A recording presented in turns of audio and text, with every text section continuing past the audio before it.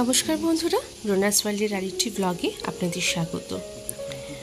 উত্তরবঙ্গ সফরের আমরা তৃতীয় দিন অতিক্রান্ত করে চতুর্থ দিন সকালবেলা বেরিয়ে পড়েছি। জলদাপাড়া থেকে এই মুহূর্তে আমরা বেরিয়ে যাচ্ছি ডুয়ার্সেরই আরেকটা রেঞ্জ, যেটা হচ্ছে বাতাবাড়ি রেঞ্জ। সেই বাতাবাড়ি রেঞ্জে ওয়েস্ট বেঙ্গল গভর্নমেন্টের আরেকটা প্রপার্টি আছে, সেখানে আমরা গিয়ে এখন স্টে করব। চলুন আমাদের সাথে। এই মুহূর্তে আমরা চলেছি চাপড়ামারি জঙ্গলের ভেতরে যে রাস্তা আছে সেখান দিয়ে। এই রাস্তা দিয়েই আমরা আবার যখন চাপড়ামারি ওয়াচ টাওয়ারে যাব, এই রাস্তা দিয়েই আমরা যাব।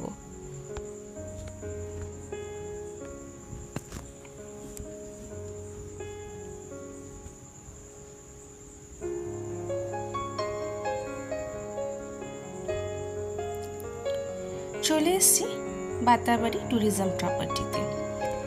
ওয়েস্ট বেঙ্গল গভর্নমেন্টের ট্যুরিজম ডিপার্টমেন্ট দ্বারা পরিচালিত এই রিসর্টটি একদম নতুন তৈরি হয়েছে।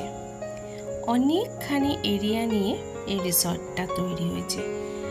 খুব বেশি হলে 6 থেকে 7 বছর হয়েছে এই রিসর্টটা। এই বাঁদিকে যে বাড়িটা দেখলেন সেটা হচ্ছে রিসেপশন।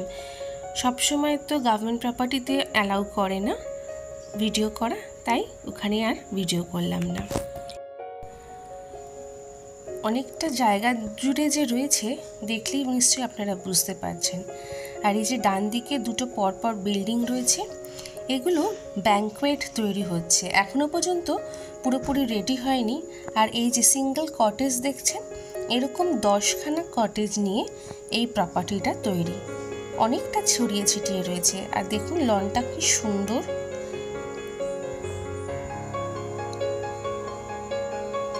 ও মা, কি সুন্দর দেখুন, ওখানে রেপ্লিকাগুলো করা রয়েছে। চলুন ওই দিকটা যাই। সিঁড়ি দিয়ে উঠে সামনেই এখানে দেখবেন হাতি আছে, তারপরে এদিকটাতে আছে একটা গন্ডার। এই জায়গাটায় উঠলে পুরো প্রপার্টিটা দেখা যায়, বিশাল একটা জায়গা।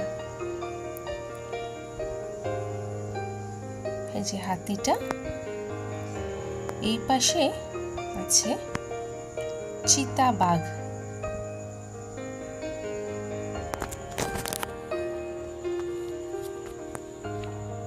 এই যে, আর এইদিকে আছে বাইসন।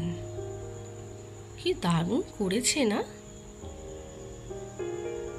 4টে দিকে এই এলাকাতে যেই যে জীবজন্তুকে দেখা যায় সেই জীবজন্তুর মূর্তি রেখে তৈরি করেছে জায়গাটা। খুব সুন্দর।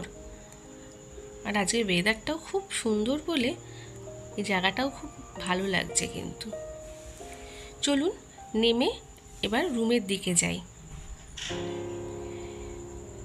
আবার হাঁটতে হাঁটতে এই ক্যারি করা জায়গার পাশ দিয়ে চলে এসেছি আমাদের রুমের কাছে।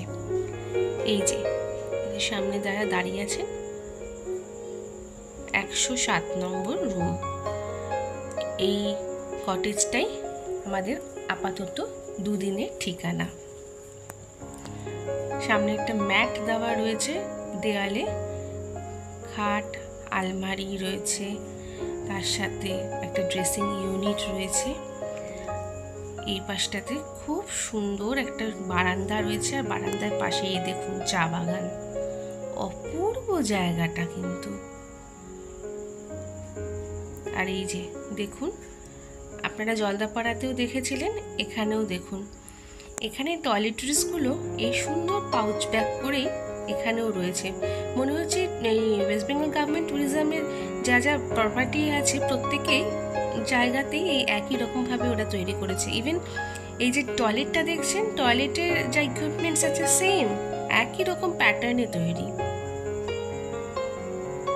এই পাশটাতে একটা টেবিল আছে, চেয়ার রয়েছে।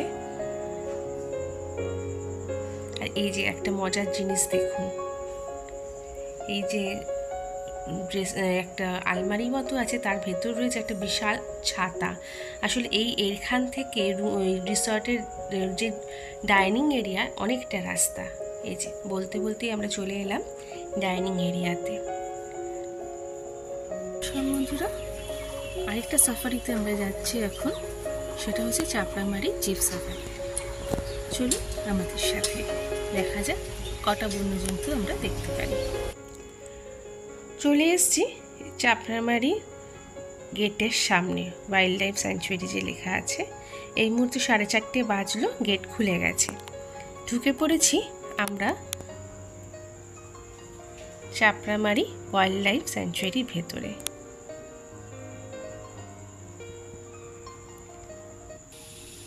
আমরা এখনো ওয়াচ টাওয়ারে ওঠার দরকার পড়েনি। সামনে থেকেই কতগুলো বাইসন দেখুন, আর একটা গন্ডারও রয়েছে।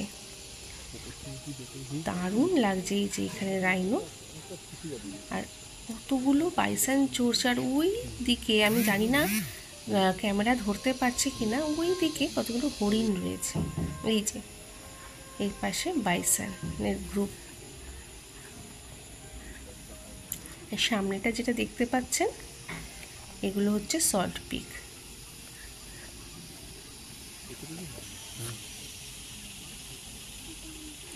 এসেই কিন্তু মনটা খুব খুশি হয়ে গেল এতগুলো বাইসন দেখতে পেয়ে।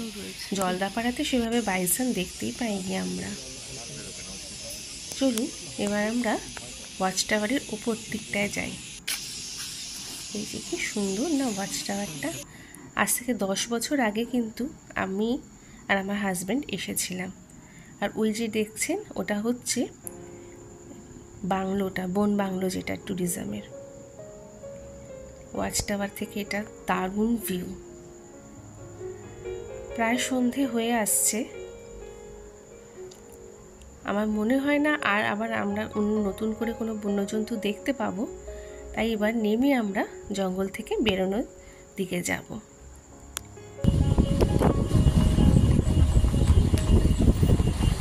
বেরিয়ে আসতে না আসতে যেই গাড়ির আওয়াজ পেলে দৌড়ালো, দাঁড়িয়েছিল। যেই আমাদের গাড়ির আওয়াজ পেয়েছে সাথে সাথে দৌড়ে জঙ্গলের ভেতর ঢুকে গেছে। অনেকগুলো বাইসন দেখলাম, সাথে রাইনোসরাস দেখলাম একটা। দেখে আমরা এখন ফিরছি হোটেল। যদি ব্লগটা ভালো লেগে থাকে তাহলে অবশ্যই একটা লাইক করবেন, কমেন্ট করবেন, শেয়ার করবেন এবং সাবস্ক্রাইব করবেন আমার চ্যানেলটাকে। দেখা হবে খুব শিগগিরই আরেকটি ব্লগে। ভালো থাকবেন, সুস্থ থাকবেন। নমস্কার।